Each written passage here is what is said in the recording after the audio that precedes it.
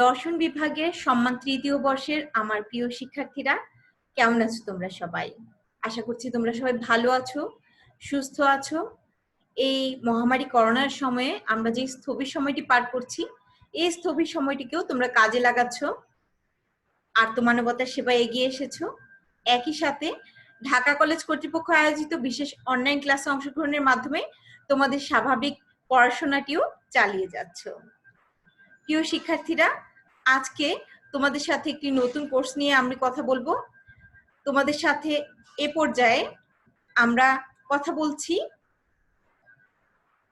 সম্মান তৃতীয় বর্ষের কোর্স নম্বর 308 অর্থাৎ ইকোনমিক্স বা অর্থনীতি কোর্সটি নিয়ে। আজকের এই প্রথম ক্লাসটিতেই তোমাদের এ সম্পর্কিত কিছু সাধারণ ধারণা দেওয়ার আমরা চেষ্টা করব। একই সাথে সিলেবাস অনুসারে আমরা পরবর্তী কার্যক্রম সম্পর্কেও অগ্রগতি নিয়ে আসবো আমাদের আগামী ক্লাসগুলোতে। তোমাদের সাথে রয়েছি এর কোর্স শিক্ষক হিসাবে আমি জিনান বিনতে জামান, সহকারী অধ্যাপক দর্শন বিভাগ, ঢাকা কলেজ, ঢাকা। প্রিয় শিক্ষার্থীরা, ইকোনমিক্স বা অর্থনীতি এই বিষয়টি নিজে একটি স্বতন্ত্র বিষয়। তারপরেও দর্শনের শিক্ষার্থী হিসাবে দর্শন যেহেতু সকল বিষয় সম্পর্কিত একটি বাস্তবিক, তুলনামূলক, বিচারমূলক আলোচনা, সে কারণে অর্থনীতি বিষয়টিও তোমাদের সিলেবাসে বা পাঠ্যক্রমে সংযুক্ত করা হয়েছে। এর মৌলিক দিকগুলো সম্বন্ধে তোমরা এ বছর এই কোর্সটিতে ধারণা লাভ করবে এবং তার ভিত্তিতে তোমরা ভবিষ্যৎ জীবনেও এই জ্ঞানকে তোমাদের প্রাত্যহিক কর্মকাণ্ডে কাজে লাগাবে, সেই প্রত্যাশা নিয়েই এই কোর্সটি সম্পর্কে আজকের আলোচনা শুরু করছি। প্রিয় শিক্ষার্থীরা, ইকোনমিক্স বা অর্থনীতি এই শব্দটি আমাদের জন্য মোটামুটি পরিচিত একটি শব্দ।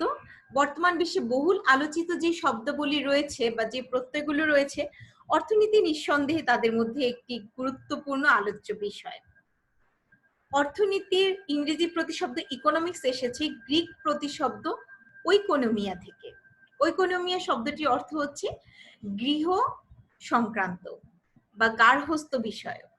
তাহলে আমরা কিন্তু খুব সহজে বুঝতে পারছি ইকোনমিক্সের যে ধারণাটি আমরা পেয়েছি বা যে ধারণাটি নিয়ে আমরা আলোচনা করব, এর যদি ব্যুৎপত্তিগত অর্থটি আমরা আলোচনা করতে যাই, তাহলে পাশ্চাত্যের রূপরেখায় আমরা দেখতে পাচ্ছি গৃহ সংক্রান্ত যে চিন্তা ভাবনা পরিকল্পনাদি ছিল, সেই বিষয়ক আলোচনা হিসাবেই কিন্তু অর্থনীতির আলোচনা মূলত শুরু হয়েছিল।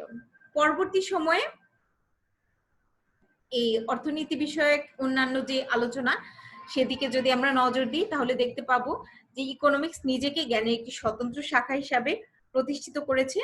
শুধু গৃহ কেন্দ্রিক যে আলোচনা বা গৃহ কেন্দ্রিক যে পরিকল্পনা, তার মধ্যে অর্থনীতি আটকে থাকেনি। অর্থনীতি বিস্তৃত হয়েছে সামাজিক বিজ্ঞান হিসাবে। মূলত এর বিষয়বস্তু বিস্তৃত হয়েছে আমাদের যাবতীয় অর্থনৈতিক কর্মকাণ্ড সংক্রান্ত বিষয়গুলোতে কেন্দ্র করে।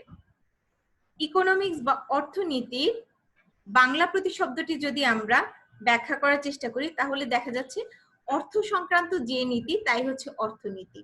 একে অনেক ক্ষেত্রে ধনবিজ্ঞান, কোনো কোনো ক্ষেত্রে অর্থশাস্ত্র বলেও উল্লেখ করা হয়ে থাকে। অর্থনীতি বা ইকোনমিক্স সংক্রান্ত যে আলোচনা, তাকে খুব শাব্দিক অর্থে বিশ্লেষণ করলে দেখা যাচ্ছে অর্থ বা অর্থকেন্দ্রিক আমাদের যে জীবনযাত্রা, আমাদের জীবনে অর্থের যে অবস্থান, তার বিভিন্ন দিক নিয়ে আলোচনা পর্যালোচনা করা যে বিজ্ঞানের কাজ, তাই হচ্ছে অর্থনীতি। অর্থনীতিকে বিশ্লেষণ করার জন্য সবচাইতে যে বিষয়টি আমাদের জন্য জরুরি, তা হচ্ছে অর্থনীতি বিষয়ক প্রামাণ্য যে সংজ্ঞাগুলো রয়েছে, সেই বিষয়ে একটু আলোকপাত করা। তাহলে চলো আমরা স্ক্রিনে অর্থনীতির প্রামাণ্য সংজ্ঞাগুলো সম্বন্ধে একটু ধারণা নেওয়ার চেষ্টা করি। প্রিয় শিক্ষার্থীরা, তোমরা স্ক্রিনে দেখতে পাবে আজকের পাঠ অর্থনীতির প্রাথমিক ধারণা, দুষ্প্রাপ্যতা এবং নির্বাচন, স্ক্যারসিটি অ্যান্ড চয়েস। অর্থনীতির আলোচনায় স্ক্যারসিটি অ্যান্ড চয়েস হচ্ছে দুটি অন্যতম মৌলিক প্রত্যয়। এই দুটি বিষয়ের আলোকে আমরা অর্থনীতির সংজ্ঞাটিকে বিশ্লেষণ করার চেষ্টা করব। তবে অর্থনীতির যে প্রামাণ্য সংজ্ঞা আছে সে বিষয়ে আমরা যদি দৃষ্টিপাত করি তাহলেই বোধহয় এই বিষয় সম্পর্কিত আলোচনা আমাদের জন্য অনেক বেশি সহজ হয়ে যায়। তবে চলো আমরা দেখি অর্থনীতির প্রচলিত বা প্রামাণ্য যে সংজ্ঞাগুলো রয়েছে সে সম্পর্কে।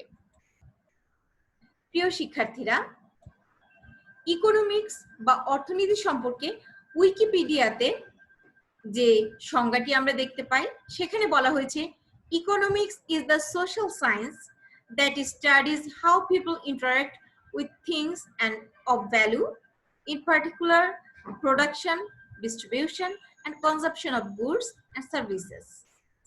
অর্থাৎ উইকিপিডিয়া অনুসারে মানুষের জীবনযাত্রা সাথে যে পণ্য সামগ্রী এবং সেবা সামগ্রী গুলো রয়েছে সেগুলোর মূল্যায়ন সম্পর্কে, বিশেষ করে তাদের উৎপাদন, বন্টন এবং ভোগের বিষয়ে যে সামাজিক বিজ্ঞান আলোচনা করছে তাই কিন্তু অর্থনীতি।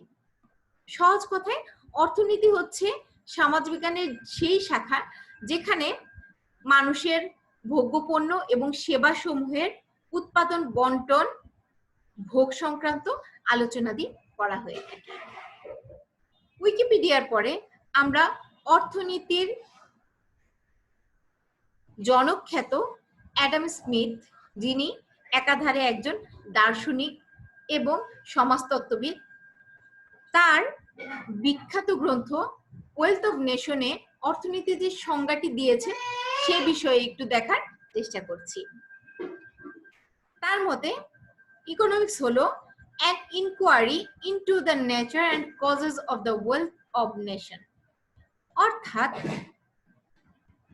অর্থনীতি হচ্ছে জাতিসমূহের ধন সংক্রান্ত বা জাতিসমূহের সম্পদ সংক্রান্ত একটি বিজ্ঞান বিশেষ, যা জাতিসমূহের মধ্যকার বিদ্যমান সম্পদ বা সম্পত্তির প্রকৃতি সম্বন্ধে অনুসন্ধান চালায়। তাহলে দেখা যাচ্ছে অ্যাডাম স্মিথ কিন্তু একটি বৃহত্তর পরিসরে অর্থনীতিকে সংজ্ঞায়িত করার প্রয়াস পেয়েছিলেন। জাতিসমূহের সম্পদ বলতে তিনি মূলত মানব জাতি গোষ্ঠীকে একটি বিস্তৃত অর্থে অর্থনৈতিক কর্মকাণ্ডগুলো সংক্রান্ত একটি আলোচনা করার চেষ্টা করেছেন। এরপরে আমরা যা দেখতে পাই তা হচ্ছে লিওনেল রবিনস, যিনি আধুনিক অর্থনীতির অন্যতম একজন পুরোহিত বলতে পারি আমরা, অন্যতম একজন অর্থনীতিবিদ হিসাবে পরিচিত। লিওনেল রবিনসের মতে economics is a science which studies human behavior as a relationship between its and scarce means which have alternative uses। অর্থাৎ বিকল্প ব্যবহারযোগ্য বিভিন্ন পণ্য সমূহের অভাব এবং এদের যে ব্যবহার, এদের মধ্যকার যে সম্পর্ক, সেই সম্পর্ক নিয়ে মানব আচরণের একটি বিজ্ঞানী হচ্ছে অর্থনীতি। লিওনেল রবিনসের যে সংজ্ঞাটি আমরা দেখতে পাই সেই সংজ্ঞাটি মূলত বর্তমানকালে বহুল প্রচলিত সংজ্ঞা হিসাবে গ্রহণযোগ্য। এই সংজ্ঞার আলোকে আমরা এখন অর্থনীতিকে ব্যাখ্যা করার চেষ্টা করব। প্রিয় শিক্ষার্থীরা, তোমরা দেখতে পাচ্ছ স্ক্রিনে, অর্থনীতি এমন একটি পরিবর্তনশীল সমাজ বিজ্ঞান যা মানুষের অসীম অভাব এবং বিকল্প ব্যবহারযোগ্য সীমিত সম্পদের মধ্যে সমন্বয় সাধন করে। খুব সহজ ভাষায় অর্থনীতি একটি গতিশীল সমাজ বিজ্ঞান। অর্থনীতি স্থির কোনো বিষয় নয়। অর্থনৈতিক প্রক্রিয়াদি মানুষের জীবনের সাথে এত বেশি সম্পৃক্ত যে মানুষের জীবনের প্রতিটি পর্যায়ের পরিবর্তনের সাথে অর্থনীতির গতি, প্রকৃতি, ধারাবাহিকতাও পরিবর্তন হচ্ছে। অর্থনীতি কি করে? অর্থনীতি আমাদের যে অভাবের অসীমতা রয়েছে, অর্থাৎ অসীম অভাব, এবং এই অসীম অভাবে পূরণের জন্য যে সম্পদ সমূহ রয়েছে সেই বিকল্প ব্যবহারযোগ্য সীমিত সম্পদের মধ্যে একটি সমন্বয় সাধনের চেষ্টা করে। এ প্রসঙ্গে রবিনের সংজ্ঞাটি খুবই গ্রহণযোগ্য, আমরা কিছুক্ষণ আগেই তা বলেছি। তিনি বলেন অর্থনীতি মানুষের অসীম অভাব ও বিকল্প ব্যবহারযোগ্য সীমিত সম্পদের সম্পর্ক বিষয়ক মানব আচরণ নিয়ে আলোচনা করে। তাহলে কি দেখা যাচ্ছে, রবিনের সংজ্ঞাটি যদি আমরা বিশ্লেষণ করি সেক্ষেত্রে কিন্তু আমরা তিনটি মৌলিক প্রত্যয়ের সন্ধান পেয়ে থাকি।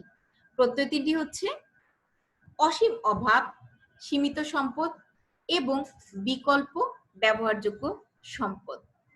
এ বিষয়ে একটু আলোচনা করার চেষ্টা করছি। আমাদের জীবনে অভাবের কোনো সীমা নেই, আমরা সীমাহীন অভাবের মধ্যে ডুবে আছি। আসলে কি তা নয়, আমাদের একটি অভাব পূরণ হলে অন্যান্য অনেক অভাব কিন্তু দেখা দেয়। ধরা গেল শীতের রাতে একজন ব্যক্তি শীতার্ত অবস্থায় রয়েছেন, তার হয়তো একটি শীতের পোশাকের প্রয়োজন। আমি যদি তার সেই অভাবটি পূরণ করি, অর্থাৎ তাকে যদি আমি একটি শীতের পোশাক, গরম একটি পোশাক দিয়ে, আরামদায়ক একটি পোশাক দিই, স্বভাবতই তার ক্লান্ত দেহটি, শীতার্ত সেই ক্লান্ত দেহটি কিন্তু খাদ্য চাইবে। সেই খাদ্যের অভাবটি পূরণ করার পরে তার কিছুটা বিশ্রামের অভাব প্রয়োজন হবে, অর্থাৎ একটি আরামদায়ক শয্যা বা বসার আসনের প্রয়োজন তার দেখা দেবে। তাহলে কি দেখা যাচ্ছে, মানুষের অভাবের কিন্তু সীমা পরিসীমা নেই। একটি অভাব পূরণের সাথে সাথে আরো নতুন নতুন অভাবের সৃষ্টি হচ্ছে। সহজ ভাষায় তাহলে বলা যায় অভাব অসীম বা অভাব সীমাহীন। কিন্তু আমাদের এই সীমাহীন অভাবের তুলনায় অভাব পূরণের জন্য যে সম্পদ রয়েছে সেই সম্পদের একটি স্বল্পতা রয়েছে। খুব সহজ ভাষা বলতে গেলে আমাদের অসীম অভাবের তুলনায় সম্পদের পরিমাণটি সীমিত বা সীমাবদ্ধ। কেন সীমিত? আমাদের অভাব প্রতিনিয়ত বাড়তে থাকলেও সম্পদ কিন্তু বাড়ে না, সম্পদ বরঞ্চ দিন দিন ভোগের ফলে কমে যায় বা এর পরিমাণটি কিছুটা হলেও হ্রাস পায়। তাহলে কি দেখা যাচ্ছে, আমাদের অভাব অসীম হলেও সম্পদ সীমিত।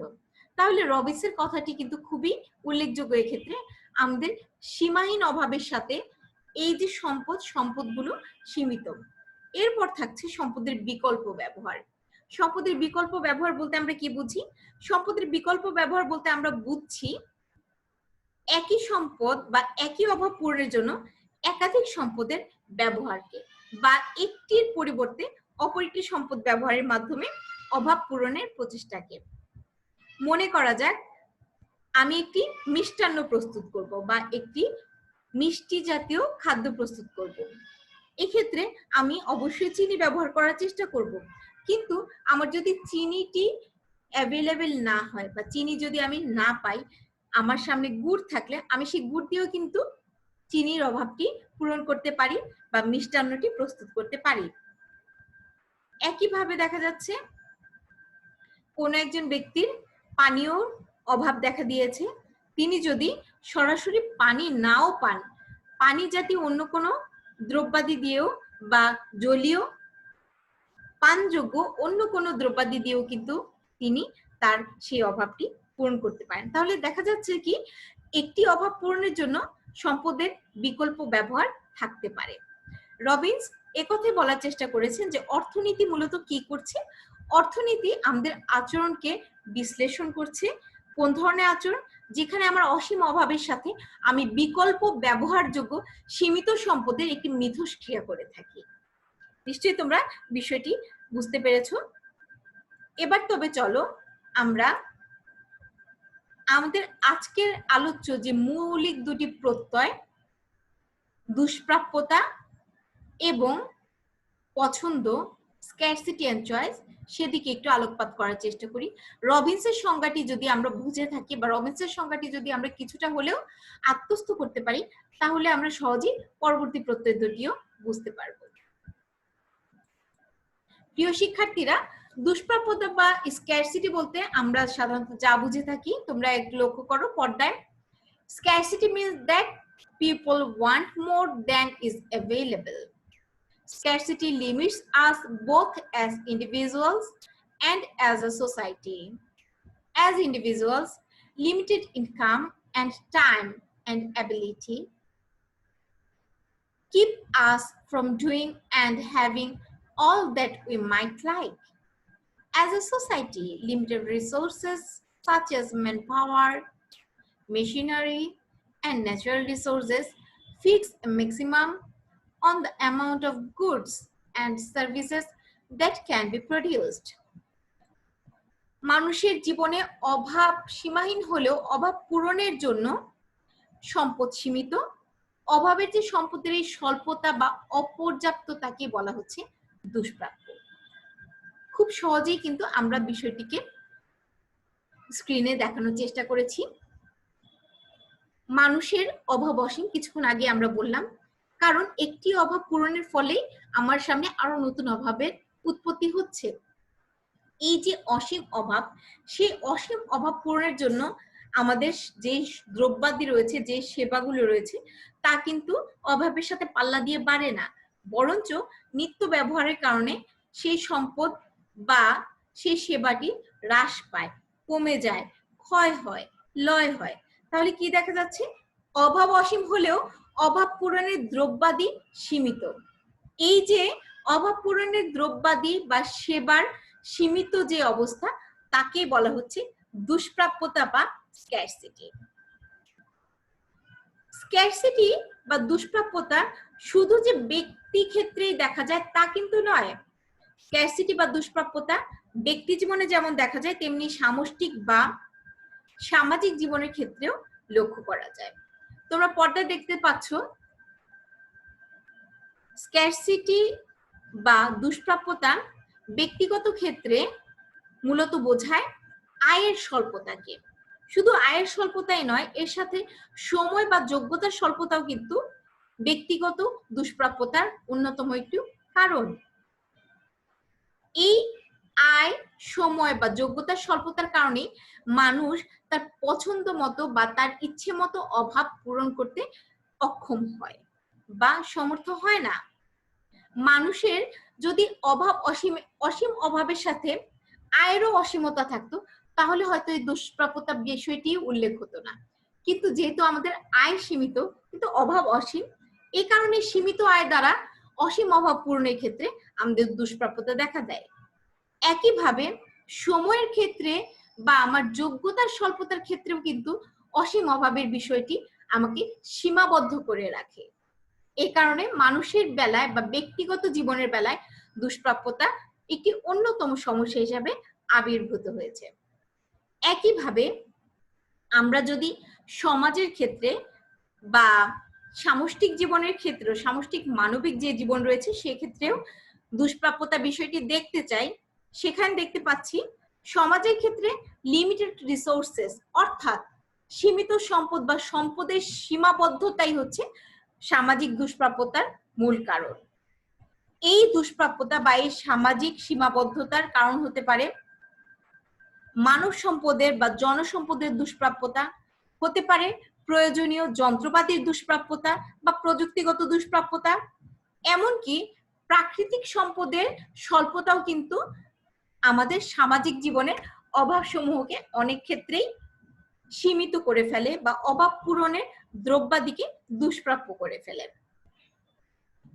যেমন ধরা যাক, কোনো একটি অঞ্চলে অনেক পরিমাণে প্রাকৃতিক সম্পদ রয়েছে, কিন্তু সেই প্রাকৃতিক সম্পদকে কাজে লাগানোর মতো বা ব্যবহার করার মতো প্রয়োজনীয় প্রযুক্তিগত সমর্থনটি নেই বা সাপোর্টটি নেই, অথবা প্রযুক্তিগত সাপোর্ট থাকলেও জনশক্তির অভাব রয়েছে। তাহলে কি দেখা যাচ্ছে? অভাব পূরণের ক্ষেত্রে এটি কিন্তু অনেক বড় একটি সীমাবদ্ধতা তৈরি করছে। সামাজিক ক্ষেত্রে এই দুষ্প্রাপ্যতাটিকে বলা হচ্ছে, এই সম্পদের স্বল্পতাটিকে বা এই জনসম্পদের স্বল্পতাটিকে কিন্তু আমরা দুষ্প্রাপ্যতা হিসেবে উল্লেখ করতে পারছি। তাহলে আমরা সহজে বলতে পারছি সামাজিক ক্ষেত্রগুলোতে দুষ্প্রাপ্যতা যেমন খুবই গুরুত্বপূর্ণ, একইভাবে ব্যক্তিগত জীবনেও দুষ্প্রাপ্যতার বিষয়টি কিন্তু সমান গুরুত্বপূর্ণ। এ কারণে অর্থনীতির একটি মৌলিক প্রত্যয় হিসাবে স্ক্যারসিটি বা দুষ্প্রাপ্যতার ধারণাটিকে মূল্যায়ন করা হয়ে থাকে। দুষ্প্রাপ্যতা যেখানে আছে, অর্থাৎ সম্পদের সীমাবদ্ধতা এবং অসীম অভাব যেখানে থাকে, সেখানেই কিন্তু আমার আরেকটি গুরুত্বপূর্ণ ধারণার উদ্ভব হয়। আর সেই গুরুত্বপূর্ণ ধারণাটি হচ্ছে নির্বাচন বা পছন্দের বা চয়েসের যে সমস্যা সেটি। নির্বাচন বা পছন্দ চয়েস এ বলতে আমরা যা বুঝাই সেটি হচ্ছে স্ক্যারসিটি রিকোয়ার্স চয়েস, অর্থাৎ সম্পদের দুষ্প্রাপ্যতাই আমাদেরকে নির্বাচনের দিকে ঠেলে দেয়। আমাদের যদি অসীম অভাবের সাথে সম্পদও অসীম হতো, আমার কোনো প্রকার নির্বাচনের প্রয়োজন হতো না। যেহেতু আমার সম্পদের সীমাবদ্ধতা আছে, এ কারণে একাধিক অভাবের মধ্য থেকে আমার সবচেয়ে গুরুত্বপূর্ণ অভাবটিকে বেছে নিতে হয় এই সীমিত সম্পদকে কাজে লাগিয়ে অভাবকে পূরণের জন্য। People must choose which of their desires they will satisfy and which they will leave unsatisfied. When we, either as individuals or as a society, choose more of something, scarcity forces us to take less of something else. Economics is sometimes called the study of scarcity because of economic activity would not exist if scarcity did not force people to make choices. সাধারণভাবে নির্বাচন বলতে বাছাই করাকে বোঝানো হয়। মানুষের অভাব পূরণের সম্পদের দুষ্প্রাপ্যতা থাকায় বিভিন্ন অভাবের মধ্য থেকে অপেক্ষাকৃত গুরুত্বপূর্ণ অভাবটিকে বাছাই করে মানুষ তা পূরণের চেষ্টা করে। অর্থনীতিকে একেই নির্বাচন বলা হয়ে থাকে। নির্বাচনের ক্ষেত্রে মানুষ কোনো অভাব পূরণ করতে গিয়ে বিকল্প সর্বোৎকৃষ্ট অভাব পূরণের আকাঙ্ক্ষা ত্যাগ করে। অর্থাৎ এই মুহূর্তে আমার একটি মোটর গাড়ির প্রয়োজন এবং আমার খাদ্যও প্রয়োজন। আমি দেখব আমার সামনে যে সম্পদ রয়েছে বা আমার হাতে যে অর্থ রয়েছে, সেই অর্থ দিয়ে আমি এই মুহূর্তে আমার কোন প্রয়োজনীয় অভাবটিকে বাছাই করে তা পূরণ করতে পারি। দেখা গেল আমার যে অর্থটি আছে তা হয়তো দুটি প্রয়োজনকেই একই সাথে পূরণ করতে পারছে না। সেক্ষেত্রে আমাকে বাছাই করতে হয় যে আমি কোন অভাবটিকে সর্বোচ্চ গুরুত্ব দিব এবং আমার এই সম্পদের মাধ্যমে বা আমার এই সীমিত সম্পদের মাধ্যমে সেটি পূরণের চেষ্টা করব। হয়তো দেখা গেল আমার মোটর গাড়ির যে প্রয়োজনীয়তাটি তার চেয়ে আমার খাদ্যের প্রয়োজনীয়তাটি অনেক বেশি, তাহলে অবশ্যই আমি আমার সীমিত সম্পদ দিয়ে মোটর গাড়িটিকে ক্রয় না করে আগে খাদ্য ক্রয় করব। এই যে সম্পদের সীমাবদ্ধতা তাই কিন্তু আমাকে বাছাইয়ের দিকে ঠেলে দিচ্ছে বা নির্বাচন করার দিকে ঠেলে দিচ্ছে। তাহলে কি দেখা যাচ্ছে, নির্বাচনের সমস্যাটি সৃষ্টি হচ্ছে বা নির্বাচন করার প্রয়োজনীয়তাটি সৃষ্টি হচ্ছে স্ক্যারসিটি বা দুষ্প্রাপ্যতা থেকে, সম্পদের যে দুষ্প্রাপ্যতা তা থেকে। এই কারণে অনেকেই কিন্তু ইকোনমিক্স বা অর্থনীতিকে সায়েন্স অফ স্ক্যারসিটি বলে থাকে বা দুষ্প্রাপ্যতার বিজ্ঞান বলে অভিহিত করে থাকে। কেন দুষ্প্রাপ্যতার বিজ্ঞান বলে অভিহিত করে থাকে? যদি আমাদের সম্পদ অসীম হতো তাহলে কিন্তু আমাদের নির্বাচনের কোনো প্রয়োজনীয়তা হতো না। আমি সীমিত সম্পদের কারণেই নির্বাচন করতে বাধ্য হই, বিভিন্ন অর্থনৈতিক কর্মকাণ্ডে লিপ্ত হই। যদি অসীম সম্পদ হতো তাহলে কিন্তু অর্থনৈতিক কর্মকাণ্ডগুলি অর্থহীন হয়ে যেত। এই কারণে অর্থনীতিকে বলা হচ্ছে scarcity of science of scarcity বা দুষ্প্রাপ্যতার বিজ্ঞান। শিক্ষার্থীরা, আশা করি তোমরা আজকের এই আলোচনা থেকে দুষ্প্রাপ্যতা এবং নির্বাচন সম্বন্ধে অর্থনীতির যেই মৌলিক বিষয়টি সে সম্পর্কে অনেকটাই স্পষ্ট ধারণা পেয়েছো। এর আলোকে কি আমরা এ কথা বলতে পারি না, অসীম অভাব পূরণে সম্পদের দুষ্প্রাপ্যতা এবং বিভিন্ন অভাবের মধ্যে গুরুত্বের ক্রমানুসারে অভাব নির্বাচন করাই হচ্ছে অর্থনৈতিক সমস্যা। খুব সহজ কথায় কিছুক্ষণ আগে আমরা যে বিষয়ে আলাপ করলাম, আমাদের সম্পদের সীমাবদ্ধতা রয়েছে কিন্তু অভাবের অসীমতা রয়েছে।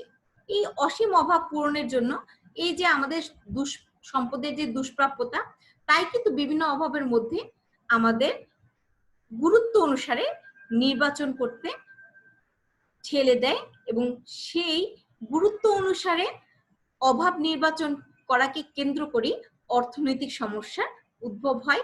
এই কারণেই বলা হচ্ছে গুরুত্ব অনুসারে অভাব নির্বাচন করাই হচ্ছে সম্পদের স্বল্পতার কারণে গুরুত্ব অনুসারে অভাব নির্বাচন করাই হচ্ছে মৌলিক অর্থনৈতিক সমস্যা বা অর্থনীতির অন্যতম গুরুত্বপূর্ণ সমস্যা। তাহলে এই ছিল আমাদের আজকের আলোচনা। আমাদের আগামী আলোচনা Gregory Mankiw 10 principle of economics. Gregory Mankiw হচ্ছেন একজন মার্কিন ম্যাক্রো ইকোনমিস্ট বা যুক্তরাষ্ট্রের একজন সামষ্টিক অর্থনীতিবিদ। তিনি 1957 সালে জন্মগ্রহণ করেন। তার এই আলোচনায় তিনি অর্থনীতির মৌলিক 10টি বিষয় সম্পর্কে আলোকপাত করেছেন বা অর্থনীতিকে ব্যাখ্যায় তিনি মৌলিক 10টি মূলনীতির কথা উল্লেখ করেন, 10টি প্রিন্সিপালের কথা উল্লেখ করেন। এই 10টি প্রিন্সিপালস নিয়ে আমরা আগামী দিন আলোচনা করার চেষ্টা করব। আজ তাহলে এ পর্যন্তই থাক। তোমাদের যে কোনো রকম সমস্যা বা এই কোর্স সংক্রান্ত আজকের পাঠ সংক্রান্ত কোনো অসুবিধা থাকলে তোমরা অবশ্যই কমেন্ট বক্সে কমেন্টে জানাবে, আমরা প্রয়োজনীয় উত্তর দেওয়ার চেষ্টা করব। এছাড়াও আমাদের বিভাগীয় ফেসবুক পেজেও তোমরা তোমাদের সমস্যাটি জানতে পারো। তোমাদের পড়াশোনা নিয়ে যে কোনো ধরনের প্রশ্নের উত্তর আমরা দিব। আশা করব তোমাদের সর্বোচ্চ সাহায্য করার। সে পর্যন্ত তোমরা ভালো থাকো। ধন্যবাদ তোমাদের সবাইকে। শরতের শুভ্রতা নিয়ে সবাই সুস্থ থাকো এই আশাবাদ ব্যক্ত রেখে আজকের মতো ক্লাস এখানে